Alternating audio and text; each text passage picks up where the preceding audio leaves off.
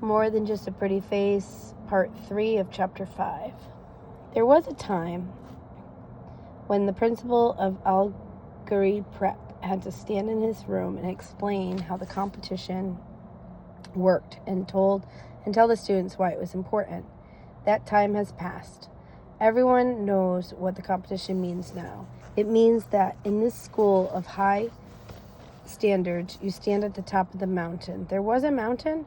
No one told me there was a mountain, and so it is not surprising that every student who has ever won this contest has been accepted to an Ivy League school, many with impressive scholarships, and of course, there is a cash prize. I understand that the money means little to most of you. Weinberg's eyes seemed to find me as she said this, and I ducked my head. But that sum is still a significant incentive, I would think. I stared at my desk. Why'd she even have to look at me? I mean, yeah, okay, I was probably one of the only kids at the school who didn't grow up wearing gold-plated diapers, but not everyone needed to know.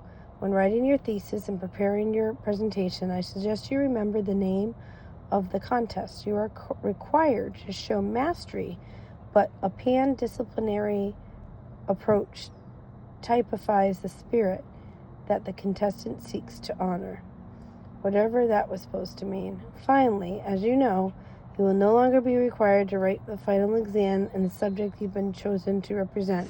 Your thesis will determine your grade. Therefore, this time, Weinberg definitely paused to look at me in particular. It would be a good idea to keep your teacher's interests and preferences, as well as what will play well to an audience, in mind when crafting your thesis. Any questions? I watched as 7 hands shot up in the air. Weinberg called on Natari. Yes, Miss Smith? Can we write the final exam in our subject anyway? She asked, in the tone of a kid asking for a pony.